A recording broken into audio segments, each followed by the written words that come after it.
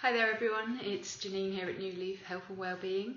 Today's video is how to make healthy changes when you don't feel your best. Now for those of you who've been on my newsletter emails, you will have discovered that I've had a bit of a back issue these last couple of months. That's partly why I haven't really been doing a lot videos and things, and so it's reminded me how difficult it is to motivate ourselves to stick to our healthy habits when we're not really feeling 100%, we're not feeling our best.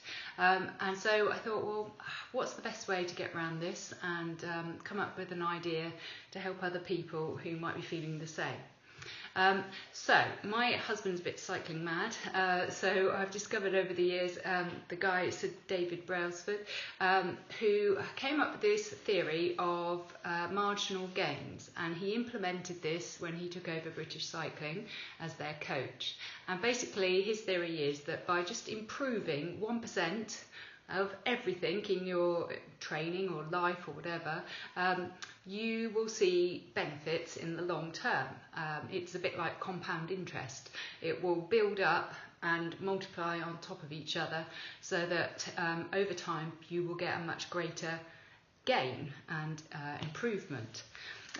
So I thought that this could work for everyday life, you know, for when you're just trying to make some improvements in your diet or exercise or whatever. So the basic idea is that, as an example, say you take 2 teaspoons of sugar in your tea or coffee every day, and you might have 6 cups tea or coffee per day. Now that's 12 teaspoons of extra sugar that you're taking in your diet every day. Now, the government guidelines suggest we should only be having 7 teaspoons per day, including all our different sources of sugar. So you can already see how just that little habit of having sugar in your tea or coffee could be having an impact on your general life. So there's approximately about 16 calories per teaspoon of sugar. So if you multiply that up, you're taking per day an extra 192 calories, which over a week will be 1,344 extra calories that you're taking in. So there's a general kind of rule. I mean, I don't follow all this calorie counting and things, you know, because it's not straightforward, but there is a general kind of rule that to lose 1 pound of weight per week, you need to have a calorie deficit of 500 calories. So as you can see, if you're already increased your calories by 1,344 from having this extra sugar in your tea and coffee over the period of a year, that's going to cause some weight gain. So if you can find a way to start reducing that, and just start easily, small steps, by just reducing down to 1.5 teaspoons per cup, and then you go down to 1 teaspoon per cup. So over a period of time, obviously you're making small adjustments which are much more manageable. It's not a huge change to your lifestyle or diet, but you're going to have quite a big gain at the end of the year by the reduction in extra calories that you've been consuming. Now the 1%, they call this the 1% rule, where you're just changing something by 1%. So again, you know, you can do this with other things. So like if you're really into fizzy drinks and find yourself drinking lots of fizzy drinks all the time, just start by saying, right, well today I'll have 1 less glass of fizzy drink and I'll have a glass of water instead, and then slowly building that up. So again, you can start phasing out the fizzy drinks and replacing them with more and more water. And again, you know, each glass of fizzy drink or a can of drink can be 100 to 140 calories extra. So you're, again, reducing those calories out of your diet. And so over the year, that's going to have a benefit.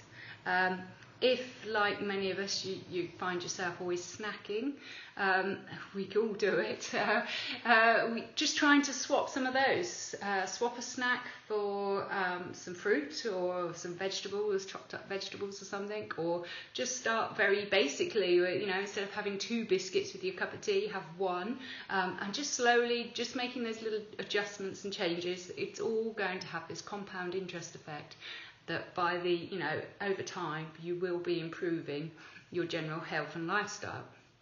My big one is obviously exercise. I really struggle to find time to fit exercise in.